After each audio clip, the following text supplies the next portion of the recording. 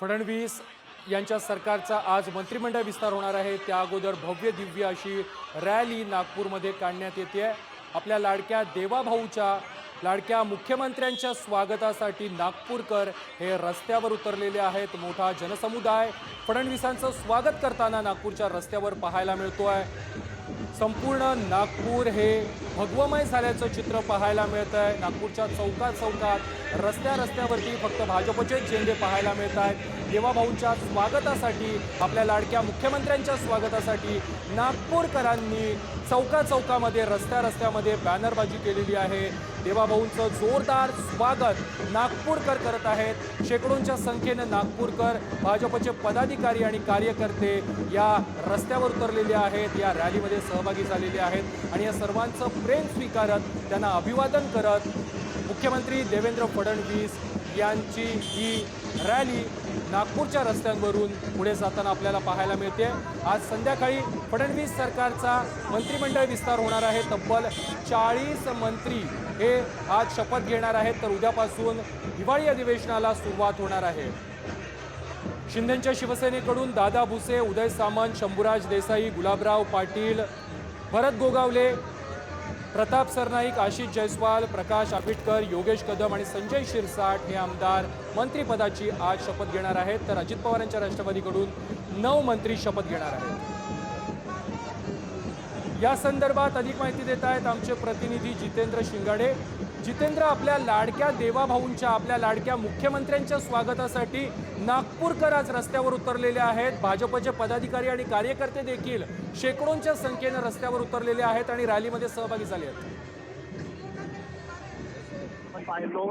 देवेंद्र फडणवीस यांनी तिसऱ्यांदा मुख्यमंत्रीपदाची शपथ घेतली।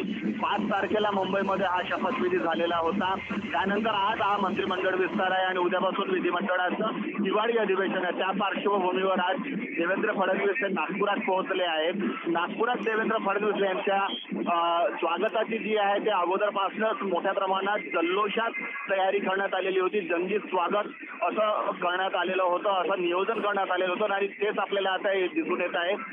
विमानतळावर देवेंद्र फडणवीस पोहोचले, त्यानंतर त्यांनी डॉक्टर बाबासाहेब आंबेडकर यांच्या पुतळ्याला पुष्पहार अर्पण करून अभिवादन केलं। त्यानंतर RSSचे संस्थापक डॉक्टर हेडगेवार यांचं एक म्युरल आहे हेडगेवार चौकामध्ये, त्या चौकामध्ये जाऊन आता देवेंद्र फडणवीस यांनी परमपूज्य हेडगेवार यांना अभिवादन केलेलं आहे आणि आता येथून हे पुढे रॅली निघालेली आहे। आपण पाहतो की मोठ्या प्रमाणात जे देवेंद्र फडणवीस यांचे चाहते असतील, समर्थक असतील, भाजप कार्यकर्ते, पदाधिकारी, आमदार सगळे या विजय मिरवणुकीमध्ये सहभागी झालेले आहेत। याचं नियोजन गेल्या 8 दिवसांपासून सुरू होतं आणि आज ही जी रॅली आहे ती सुरू झालेली आहे।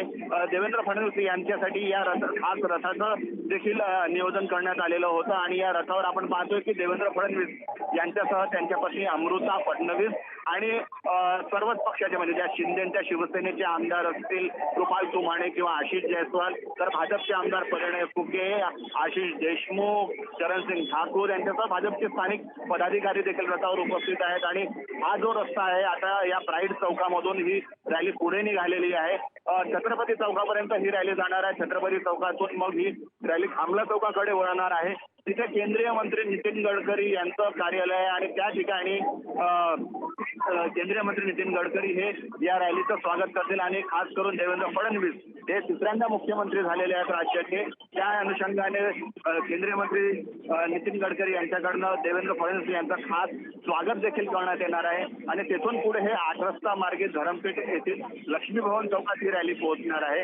या रॅलीचं तिथे एक छोटेखानी सभा होईल, तिथे मुख्यमंत्री देवेंद्र फडणवीस हे संबोधित करतील या रॅलीला आणि नंतर या रॅलीचं समापन होणार आहे। तर एकूणच पाहता जो उत्साह आहे तो उत्साह आपल्याला या महायुतीच्या कार्यकर्त्यांमध्ये दिसून येतो, खास करून नागपूरकरांसाठी, कारण नागपूरकरांचा लाडका आपला देवाभाऊ आज पुन्हा एकदा मुख्यमंत्रीपदी विराजमान झालेला आहे।